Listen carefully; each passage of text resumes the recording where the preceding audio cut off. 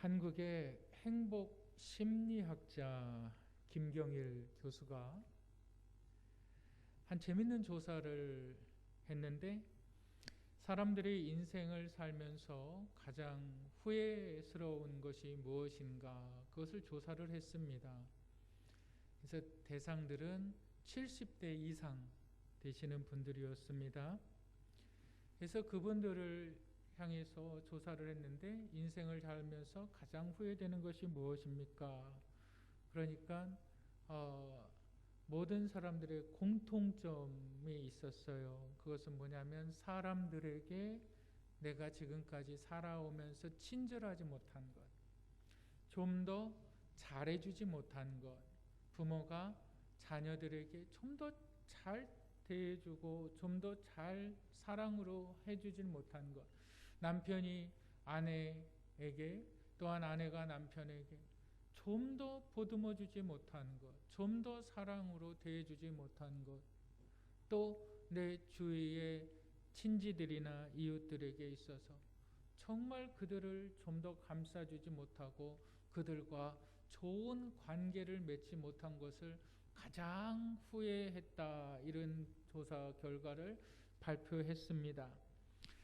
그리고 이어서 하는 말이 뭐라 그러냐면, 사람들이 인생의 황혼에서 이제 언제 죽을지 모르는 그러한 상황에서 내가 돈을 좀 더 벌어야 되겠다, 내가 돈을 좀 더 벌지 못한 것을 가장 후회한다라고 말하는 사람은 한 사람도 없었다라고 말해요. 한 사람도 돈을 더 벌지 못한 것을 후회한다라고 말한 사람은 하나도 없었는데, 대부분의 사람들은 삶을 돈을 더 많이 벌려는 것에 초점을 맞추어 살아가고 있다, 이런 이야기를 했습니다. 가장 중요한 것이 뭐냐? 바로 사람들에게 있어서 인간관계, 이것이 너무너무 중요하다. 독일의 철학자 괴테라는 사람은 이렇게 말합니다. 나 혼자 파라다이스에서, 천국에서, 지상 낙원에서 살게 하는 것보다 더 큰 형벌은 없다. 아무리 환경이 좋아도, 아무리 자연 경관이 뛰어나고, 아무리 누릴 수 있는 것이 많이 있어도 나 혼자 살게 하는 것은 가장 처절한 형벌이다라는 말을 했습니다. 왜 그럴까요? 사람은 혼자 살게끔 만들어지질 않았어요. 사람은 혼자 살 수가 없습니다. 혼자 산다는 것은 고통스러운 것입니다. 오늘 본문은 오늘 우리 가운데 사람들과의 인간관계에 대해서 이야기를 하고 있습니다. 예수 그리스도를 믿는 신앙인들이 어떻게 인간관계를 만들어 나가야 되는지 그것을 가르치고 있습니다. 오늘 전해지는 말씀을 통해서 큰 은혜를 받으시고 삶의 인간관계의 회복을 가져오시는 여러분들이 되시기를 축복합니다. 우리 함께 따라 하실까요? 인간관계를 회복하는 복음의 능력. 우리의 인간관계가 회복되어져야 하는데, 내 노력이 아니라, 내 의지가 아니라 복음이다. 복음이 인간관계를 회복하는 능력이다. 여러분, 이것이 오늘의 말씀의 제목입니다. 인간관계를 회복하는 복음의 능력에서 우리가 기억해야 하는 첫 번째가 있는데, 우리 다시 한번 따라 하시겠습니다. 점점 인간관계가 끊어지고 있다. 네, 이것을 기억해야 되는 거예요. 점점 우리의 인간관계가 끊어지고 있다는 사실입니다. 우리 본문 로마서 2장 12절 한번 읽어보겠습니다. 시작. 무릇 율법 없이 범죄한 자는 또한 율법 없이 망하고, 무릇 율법이 있고 범죄한 자는 율법으로 말미암아 심판을 받으리라. 로마서 말씀은 참 어려운 말씀 가운데 하나인데, 법을 주로 기록하고 있기 때문에 참 어렵습니다. 그런데 12절에 보면 두 부류의 사람들이 나옵니다. 첫 번째 부류는 어떠한 사람들이냐? 율법이 있는 사람들. 그러니까 율법이 있는 사람들은 누굽니까? 유대인들, 이스라엘인들. 그리고 또 한 부류의 사람들이 나오는데 율법이 없는 사람들. 이 사람들은 누굽니까? 이방인들, 유대인들을 제외한 사람들. 그런데 율법이 있는 사람도 범죄하고 율법이 없는 사람도 범죄한다. 똑같이 범죄한다라는 거예요. 여러분, 율법은 무엇일까요? 여러분, 율법이라는 것은 하나님께서 이스라엘 백성들에게 주신 법입니다. 하나님께서 하나님 신이신 하나님께서 이스라엘 백성들에게 주신 하나님의 법, 규범이라는 거예요. 이걸 지키라라는 거죠. 율법이 있기 전에 이스라엘 백성들은 어떻게 살았을까요? 자기 마음대로 살았던 거예요. 자기 마음대로. 근데 하나님께서 이스라엘 백성들에게 율법을 주신 이유는 그 율법을 통해서 이스라엘 백성들이 견고하게 세워지고 사회의 정의가 실현됨으로 하나님을 예배할 수 있기 위해서 이 율법을 주신 겁니다. 한마디로 이스라엘 백성들은 율법을 지켜야 되는 거였죠. 그런데 율법을 지키지 않아요, 이스라엘 백성들이. 알면서도 지키지 않는 사람들도 있었고 정말 모르기 때문에 지키지 못하는 사람들도 있어요. 그러니까 율법의 잣대에 누구든지 다 대조해 보면, 누구든지 다 보면 율법의 그 법 조항에 걸리지 않는 사람들이 없어요. 여러분, 우리는 법이 이 사회를 움직이고 이 사회를 지탱하는 것을 알고 있습니다. 여러분, 법에 대해서 잘 아십니까? 여러분, 우리나라 대한민국 헌법에 대해서 여러분들 잘 아십니까? 여러분, 법은 정말 어려운 거예요. 법은 정말 힘든 거예요. 그런데 우리가 법에 대해서 알 때가 있어요. 언제입니까? 내 삶에 문제가 생겼을 때. 내가 예를 들어서 어떤 사기를 당해요. 그 법에 대해서 하소연을 할 때가 있어요. 내가 어려운 일들을 당해요. 또한 내가 알지도 못하고 내 삶에 전혀 필요도 없는 그러한 법들을 어느 순간에 우리는 이러한 법도 있구나. 이러한 법이 있었어? 내가 법을 어겼어? 내가 알지도 못하는 법들을 어느 순간에 우리가 알게 될 때도 있습니다. 여러분, 법이라는 것은, 율법이라는 것은 하나님께서 이스라엘 백성들을 견고하게 세우기 위해서 하나님께서 주신 법이지만 이스라엘 백성들은 그것을 알려고 하지도 않았고 그것을 알면서도 지키려고 하지 않았습니다. 그래서 그들을 향하여서 사도 바울이 말하는 것은 너희의 행함에 너희가 심판을 받아 마땅한 것은 율법이 있기 때문이다. 법조항이 있기 때문이다. 너희의 모든 한 사람 한 사람의 행위들을 이 법조항에 딱 비추어 보면 율법이 너희들을 정죄할 것이다. 이스라엘 백성들이 하나님의 율법을 받을 때 어떻게 했습니까? 내가 이 율법을 받을 때에 다 지키겠다라고 하나님 앞에서 아멘 했거든요. 아멘이라는 것은 제가 자주 말씀드렸죠. 아멘이라는 것은 뭡니까? 하나님 말씀에 대해서 여러분들이 사인하는 거예요. 아멘 한다는 것은 내 기분이 아니에요. 아멘 한다는 것은 하나님 내 입술로 하나님의 말씀에 대해서 내가 사인합니다. 그 뜻이 아멘이거든요. 그러니까 이스라엘 백성들은 하나님의 법을 받을 때에 모든 사람들이 아멘 했다는 거예요. 그런데 그것을 지키지 않기 때문에 이 율법이 너희를 심판할 족쇄가 되는 거예요. 그런데 또 한 부류의 사람이 있어요. 이들도 범죄하는 건 마찬가지예요. 근데 이들은 율법이 없이 범죄하는데 이들을 옭아매는 것이 있어요. 이들의 범죄한 사실을 옭아매는 것이 있는데 그것이 뭐냐? 양심이라는 거예요. 양심. 여러분, 우리 이럴 때 있지 않습니까? 정말 나쁜 사람을 보고 저 양심도 없는 사람, 좀 심한 말로 하면 저 양심도 없는 놈, 그럴 때 있지 않습니까?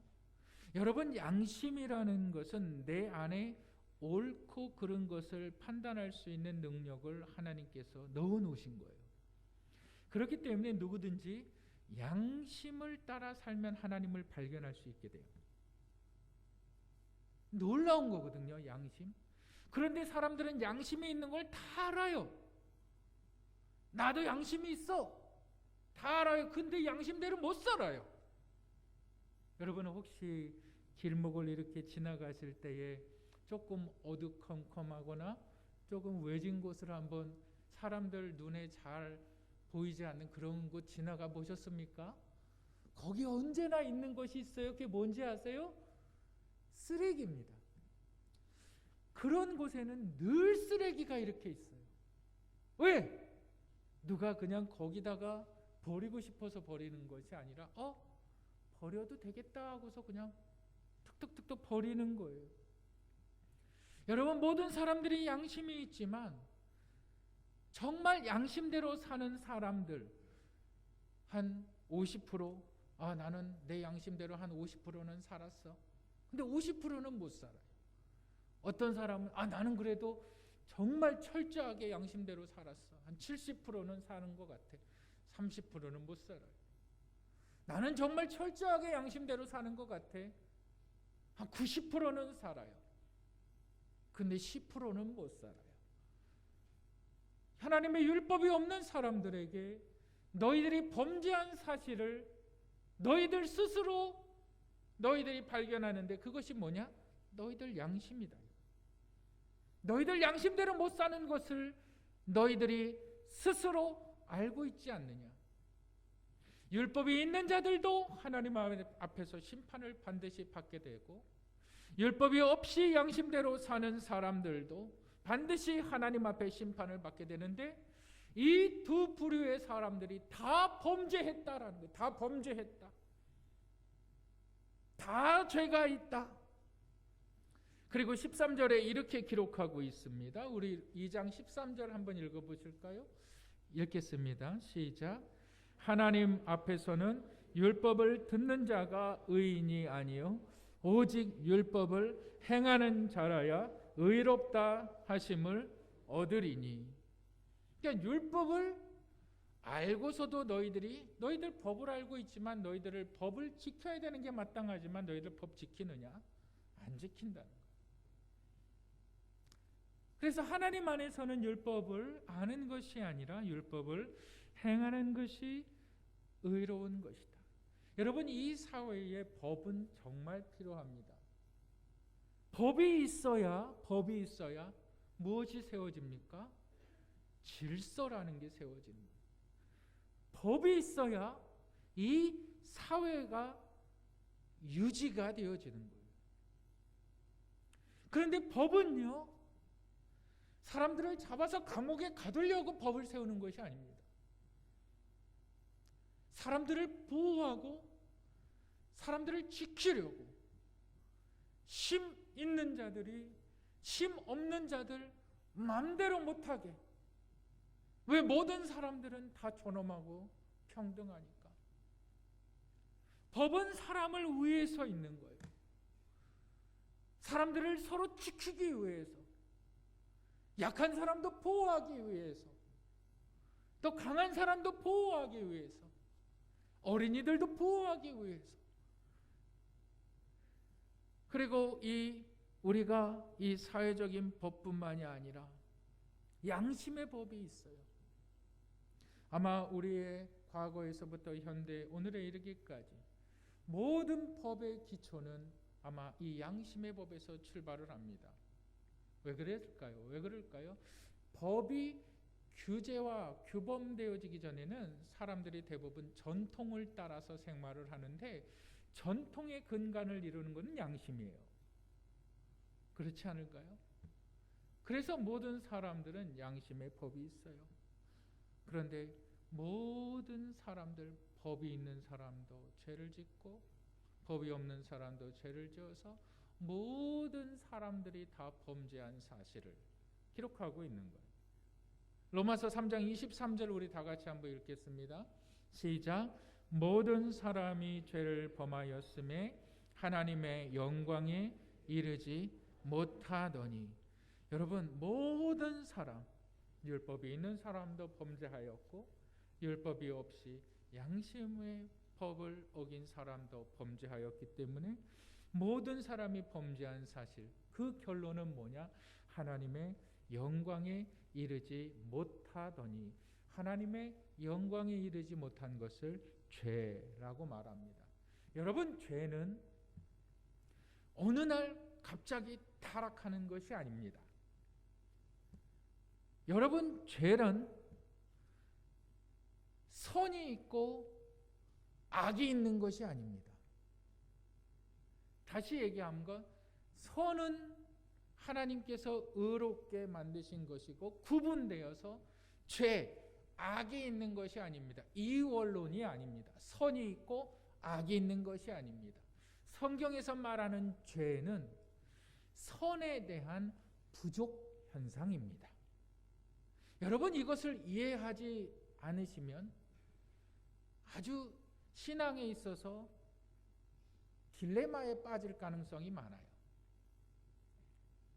왜 선하신 하나님이 악을 창조하셨느냐 이렇게 생각할 때가 많아요. 여러분, 악은 선이 있고 악이 있는 것이 아니라 악은 선에 대한 부족 현상입니다. 한 예를 들어볼까요? 항상 가정에 충실하던 아버지가 있습니다. 이 아버지는 퇴근하면 그냥 가정에 와서 그냥 가정일 도우면서 참 가정에 충실하는 인자한 아버지입니다. 자녀들을 잘 용기 주고 키우는 그러한 아버지입니다. 근데 어느 날부터 이 아버지가 퇴근 시간도 일정하지가 않아요. 항상 퇴근하면 집에 오던 사람이 이제 좀 그렇게 하지 않아요. 가정에 충실하던 사람이 점점 밖에서 보내는 시간들이 많아져요. 항상 가족을 위해서 정성스럽게 음식을 준비하며 식사를 제공하던 어머니가 어느 날부터 음식을 차리는 것을 건너뛰기 시작해요. 귀찮아해요. 나 알아서 먹어. 나 잠깐 나갔다 올게. 뭔가 달라지기 시작하는 거예요. 항상 부모 말에 순종하고 그냥 부모에게 기쁨을 주는 자녀들이 어느 날부터 그 부모님에게 있어서 막 반기를 들기 시작을 합니다. 달라지기 시작하는 거예요. 그것이 뭐냐면 틀어지기 시작하는 거예요. 뭔가 들어와서 뭔가 작용을 일으키고 있는 거예요. 그리고 이것이 점점 확대되어지는 거예요. 나중에 알고 보니까 얘가 잘못된 친구를 만났고, 나중에 알고 보니까 잘못된 여자를 만났고, 알고 보니까 잘못된 남자를 만났고, 점점 틀어지기 시작하더니 나중에 보니까 관계가 끊어져 버리는 거예요. 이게 죄라는 거예요. 죄는 어느 날 갑자기 딱 와서 순식간에 우리 애를 딱 단절시키는 것이 아니라 서서히 들어와서 결과적으로 서서히 끊어버린다는 거예요. 이게 죄라는 거예요. 그래야 되는 사람이 그렇지 않은 것이 죄라는 거예요. 성경이 말하는 죄라는 것은 이겁니다. 너는 이래야 되는 사람이야. 근데 어느 날부터인가 그런 사람이 아닌 거예요. 1년이 지나고 보니까 완전히 다른 사람이 돼버린 거예요. 여러분들이 얼마나 소중하신 분들인지 아십니까? 여러분들 한 분 한 분이 이 세상에 태어나셨을 때에 여러분들의 태어남, 아무것도 없이 갓난아이로 맨몸뚱이로 태어났을 때 여러분들의 존재 하나만으로도 주위 사람들은 기뻐하며 박수치며 환호성 쳤던 그런 분들이. 근데 지금 내 삶을 보면 누구 하나 나 거들떠보지 않아요. 지금 내 삶을 보면 누구 하나 나를 찾지 않아요. 심각하게 죄에 오염되어 있다. 그래서 성경은 지금 뭐라 그럽니까? 모든 사람이 범죄했다. 이것이 바로 죄의 특성이며, 이 죄의 특성은 바로 나를 괴물로 만들어 버리는 거예요. 괴물로 만들어질 뿐만 아니라 하나님과의 관계를 완전히 끊어버렸다. 하나님과의 관계가 단절이 되어버렸다. 여러분, 그럼 이 암담한 현실과 상황에 대해서 우리는 어떻게 해야만 할까요? 여러분, 본문이 그것을 기록하고 있습니다. 우리 두 번째, 인간관계를 회복하는 복음의 능력에서 기억해야만 하는 것은, 따라 하시겠습니다. 받은 은혜를 반복적으로 기억하자. 네, 우리 2장 16절 한번 읽어보시겠습니다. 2장 16절 다 같이 읽겠습니다. 시작. 곧 나의 복음의 이름 바와 같이 하나님이 예수 그리스도로 말미암아 사람들의 은밀한 것을 심판하시는 그날이라. 다시 한번 따라 하실까요? 심판이 없으면, 우리 한번 크게 따라 하실까요? 심판이 없으면 구원도 없다. 다시 한번 따라 하시겠습니다. 여러분, 이것을 가슴에 새기시길 바랍니다. 심판이 없으면 구원도 없다. 여러분, 정말 하나님의 심판대 앞에 서신다는 것을 믿는 사람들이 구원받은 사람들이라는 거죠. 하나님의 심판대 앞에 선다는 사실을 내가 믿는다면 그것은 정말 구원의 필요성을 내가 알고 있다는 거지요. 여러분, 스스로 물어보세요. 내가 정말 하나님의 심판대를 기억하고 생각하고 살고 있나? 그게 구원과 연결이 되어 있다는 거죠. 심판을 생각하지 않는 사람들이 구원을 받았다라고 말할 수가 없다는 거예요. 심판이 없으면 구원이 필요 없어요. 근데 반드시 성경은 심판이 있다. 우리 시브리서 9장 27절 한번 읽어보실까요? 다 같이 읽겠습니다. 시작. 한 번 죽는 것은 사람에게 정해진 것이요 그 후에는 심판이 있으리니. 심판이 있기 때문에 우리에게 필요한 것이 구원이다 라는 거예요. 여러분, 구원은 정말 우리의 삶에 있어서 필요한 것입니다. 여러분, 이 구원이라는 것은 내가 갖고 싶다고, 내가 얻고 싶다고 얻는 것이 아니라 진리의 삼위일체의 하나님 성령님께서 내 마음에 하나님의 말씀을 듣게 하시고 그 말씀으로 인하여서 깨달을 때에 내 마음의 문을 놓고 하시는 거예요. 그랬을 때에 내가 마음의 문을 열고 내가 이것을 믿겠습니다 라고 말하는 것은 내 의지가 아니라 삼위일체 하나님의 완전한 구원의 은혜라는 거죠. 우리 계시록 3장 20절 한번 읽어보시겠습니다. 계시록 3장 20절 읽어보겠습니다. 시작. 볼지어다 내가 문 밖에 서서 두드리노니 누구든지 내 음성을 듣고 문을 열면 내가 그에게 들어가 그로 더불어 먹고 그는 나와 더불어 먹으리라. 여러분, 이것이 하나님의 구원의 은혜라는 사실입니다.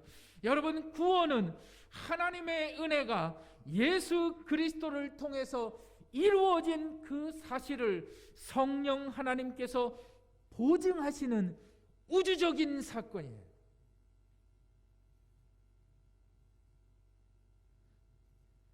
구원은 하나님의 은혜가 예수 그리스도를 통해서 이루어진 사실을 성령 하나님이 보증하시는 우주적인 사건입니다. 전적인 하나님의 은혜가 구원인 거예요. 은혜 받을 자격이 없는 자에게 주어진 하나님의 선물, 이것이 구원이다. 여러분, 이 구원의 은혜를 내가 받았을 때에 내 삶의 소망과 새 힘을 얻는 줄 믿으시길 바랍니다. 로마서 2장 16절 이렇게 말하고 있어요. 곧 나의 복음에 이른 바와 같이 하나님이 예수 그리스도로 말미암아 사람들의 은밀한 것을 심판하시는 그날이라. 여러분, 예수 그리스도의 복음은 죄로 인하여서 하나님과 단절된 인간들을 회복하시는 거였습니다. 인간 관계의 회복은 그래서 복음에 있는 거예요. 내 노력이 아닌 거예요.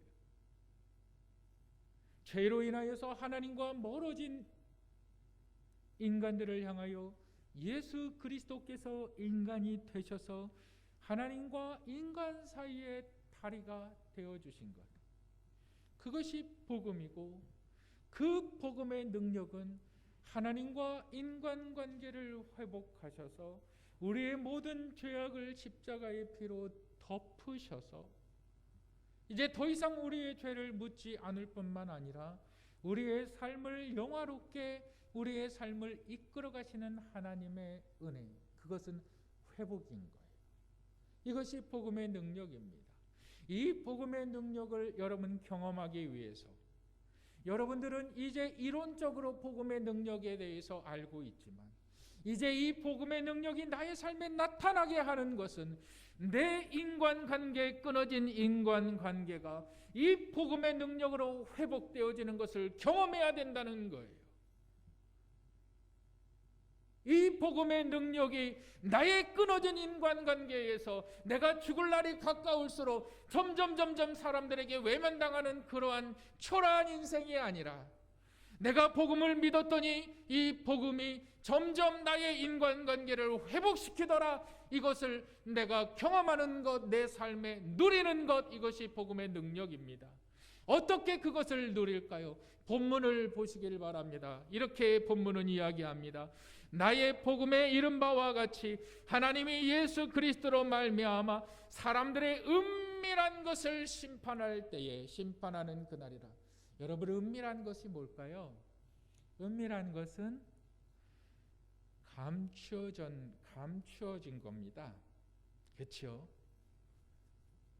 예수님께서 이 은밀한 일에 대해서 정확하게 분명히 말씀을 해주셨습니다. 이것이 어떤 말일까요? 우리 마태복음 6장 4절 한번 읽어보실까요? 6장 4절, 마태복음 6장 4절 다 같이 읽겠습니다. 시작. 내 구제함을 은밀하게 하라. 은밀한 중에 보시는 너의 아버지께서 갚으시리라. 은밀한 일이 뭐냐? 감추어진 것이 뭐냐? 감추어진 일이 뭐냐? 그 구제하는 거라는. 그 구제가 뭐라는 겁니까? 돕는 거예요. 가난한 사람은 물질로 돕는 거예요. 외로운 사람은 찾아가서 돕는 거예요. 아픈 사람은 위로해 주는 거예요. 이게 은밀한 일이라는 거예요. 근데 이 은밀한 일을 행할 때에 너희 아버지께서 기억하신다는 거예요. 갚으신다는 거예요. 내 삶의 복음의 능력을 경험하는 것이 여기에 있다는 거예요. 내가 복음은 알아요. 내가 복음은 예수 그리스도라는 것을 잘 알아요. 그런데 복음이 내 삶에 전혀 능력이 없는 것과 내 삶에 전혀 영향력을 미치지 못하는 것이 무엇인가? 복음의 실천을 안 하기 때문에 사도 바울이 유대인들을 향하여서 너희가 율법을 알고 있지만 너희는 율법을 하나도 지키지 않고 있지 않느냐, 그 말하는 겁니다. 왜 너희의 삶에 하나님께서 율법을 주셨느냐? 너희를 감옥에 가두기 위해서 율법을 주셨느냐? 너희를 정죄하기 위해서 하나님이 율법을 주셨느냐? 아니다. 하나님은 너희를 지키시기를 원하시며 너희를 견고하게 세우시기를 원하시며 하나님은 너희를 통해서 예배받기 원하시는, 하나님은 너희의 보호자가 되시기를 원하신다. 그래서 율법을 주셨다. 근데 너희들은 그 율법을 지키지 않고 있지 않느냐? 그리고서 하나님을 향하여서 이렇게 말하고 있지 않느냐? 왜 우리를 괴롭게 하십니까? 여러분들의 인생이 괴로운 인생이 되어서는 안 됩니다. 여러분들의 인생이 고리타분한 인생이 되어서는 안 됩니다. 누군가는 여러분들로 인해서 힘을 얻어야 되는 것이 은밀한 일입니다. 누군가는 여러분들을 통해서 웃어야 되는 것이 여러분들의 인생입니다. 여러분, 그 일들이 복음의 능력이라고요. 그것이 복음이라고요. 그것을 하나님께서 기억하신다고요. 그 일들로 여러분들의 남편과 여러분들의 아내와 여러분들의 자녀와 여러분들의 사랑하는 모든 사람들의 관계가 그 은밀한 일들로 갚으시는 하나님께서 회복하신다라는 거예요. 이것이 복음의 능력이라는 거예요. 여러분들 관계가 단절되어져 있지 않습니까? 나이 들수록 한 사람 한 사람 내 주위에서 떠나간다라고 하면서 시간의 흐름을 원망하고 계시지는 않습니까? 사람들이 제일 많이 후회하는 그 하나가 좀 더 잘해주지 못할 것. 후회합니다. 이 사람도 떠나갑니다. 저 사람도 떠나갑니다. 평생 동안 같이 살자고 이야기했던, 나는 너의 절친이라고 얘기했던 사람들도 떠나갑니다. 복음이 없으면 점점 관계는 끊어집니다. 복음은 관계를 회복하는 능력입니다. 이것을 믿으시기를 주님의 이름으로 축복합니다. 여러분들의 인생에서, 여러분들의 삶의 마지막 그 순간에서 적어도 이러한 고백은 하지 마시길 바랍니다. 내가 좀 더 잘해줄 걸. 지금 좀 더 잘해주시고 복음을 경험하시는 분들이 되시기를. 그래서 나로 인하여서 사람들이 기뻐하고, 나로 인하여서 사람들이 즐거워하고, 괜히 사람들이 모였을 때 나를 찾는